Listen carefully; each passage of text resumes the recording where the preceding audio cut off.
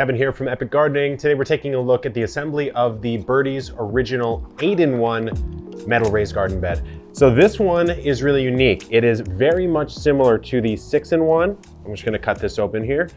But the side panels, they're the same amount of side panels. It's just that the dimensions are different. You have 2 longs and 2 short side panels. So let's cut this open. Make sure you save this cardboard because you want to use it lining the bottom of your beds. So let's take out what we have in our pack here. We'll have our vinyl safety strip. We'll put that on at the very end. We have our 4 corner panels right here. They all come with a little protective plastic coating. We have our instructions. We have a bag of bolts here. You should have 52 of each plus an assembly tool. Protective cardboard, make sure you save that. And then here's what we're talking about as far as the panels. The reason why this one's called an 8-in-1 model is because you have 2 of these short panels here and then 4 of the longer panels. So depending on how you actually choose which ones that you align, that will determine the length of your bed. Now I'm gonna go with the 2 short ones on each corner, and then I'll do 2 of the longs on the other one. So one of the larger dimensions that we can achieve with this bed. First of all, I'm gonna go ahead and put together the corner pieces. Now what I recommend here, personally, you don't need this. You certainly don't need this, but power drill makes it a little bit easier to assemble. And just for aesthetics, I like to just make sure and keep the protective coating on until I'm done, just in case I scratch anything or scrape anything. Now, a scrape is cosmetic. The protective part of this bed is going to be in the metal itself, but we don't want any scratches, so we'll be very delicate here. So we've engineered these beds so that although they are rounded and they look really nice, the curvature on the round affords you the maximum amount of growing area on the inside. Some other metal beds will have very well, they're just, honestly, they're not as well designed in my opinion. You lose a little bit of surface area inside the bed for basically a cheaper manufacturing process.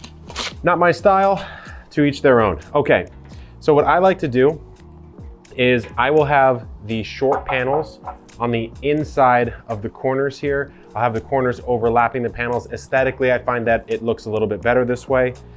So let's go ahead and get started.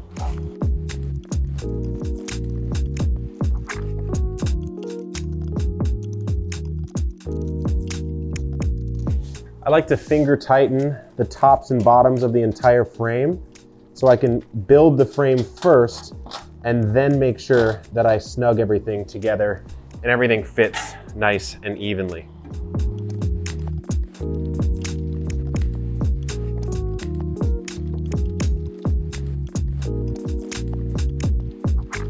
So we have one of our sides done. This is gonna be the width of the bed.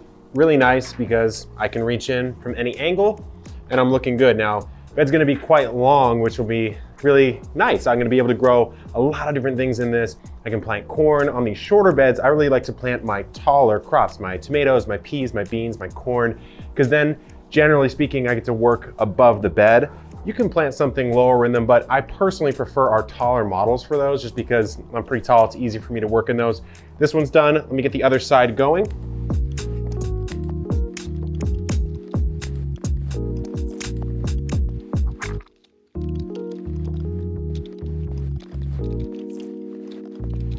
Okay, we now have our side panels to put on. And like I said, you could put the long panels in between these corners and then use 1 long and 1 short here. We have a full list of all the dimensions achievable on the website. I'm just going with our most popular one, the one that most of our customers prefer for this original 8-in-1, although a really clever one is to actually put all of the side panels on the sides and have the corners actually adjoined together. So you have a very long and slender bed that works really well if you're trying to grow in a tight space.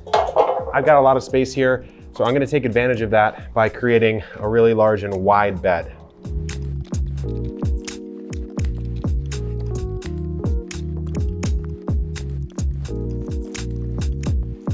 Just 2 more to go, and then we're ready for our vinyl safety strip. Now, a couple things here. You wanna make sure that you're aligning these panels correctly.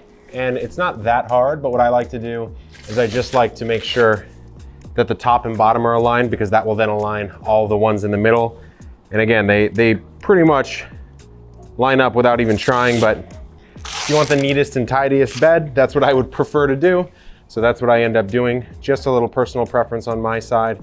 Another thing is placement on various surfaces. There's a lot of different surfaces you may want to put your Birdies bed on, and you can more or less do it on any surface, but some precautions must be taken for specific types of surfaces. And I'm talking about a wood surface, maybe on a balcony, or some sort of concrete surface.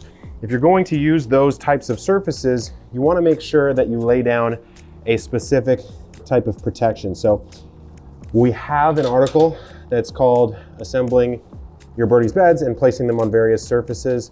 I would say for concrete, if you don't care about staining your concrete, then maybe some landscape fabric is fine. If you know it's going to be there for a long time. If you do care, which if I was in that position, I would care. I wouldn't want to stain my concrete. Then what I recommend is a geotextile fabric that is more or less going to protect the surface, make sure nothing can get through while still allowing you to place it on concrete. If you're doing wood, I would recommend a similar approach. Another thing that I see a lot of people do is they'll place it on pavers. They'll build like a paver base if they are building their Birdies bed into a ledge or some sort of slope. That's a great way to level it out because you really don't want this to be off kilter. Another thing you could do is you could bury one side into the high side of the slope. That works pretty well, actually looks pretty well. We've got a few customers who have done that in a terrace type of layout and it looks absolutely amazing, but those are just some options as I assemble the rest of this bed.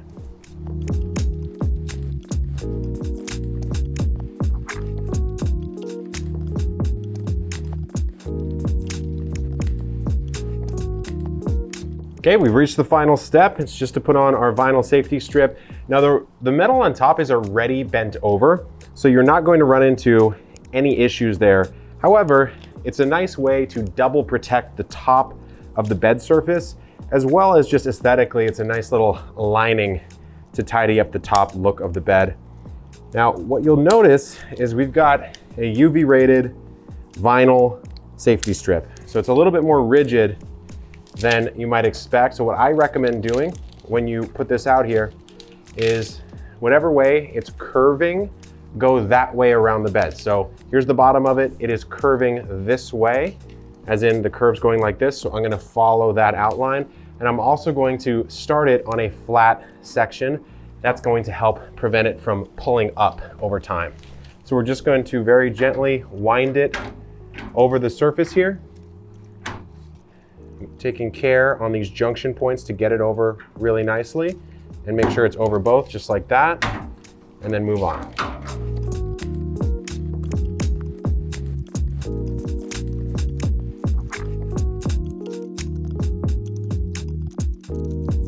When you get back to where you started, match up. There's always a little bit of extra. So I like to match up and cut just slightly before.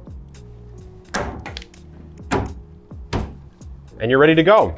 So now we have a beautiful original 8-in-1 bed, about 15 inches tall, big enough for me to sit in, quite a bit larger than the original 6-in-1. So this is a size that works for a larger garden. Of course, you can arrange those panels, like I mentioned, to do all sorts of different configurations. In fact, 8 of them as the name would imply. So if you have any questions or suggestions, please let me know, contact us. We will get right back to you. This has been Kevin from Epic Gardening. Good luck in the garden, grab yourself a couple of these beds and keep on growing.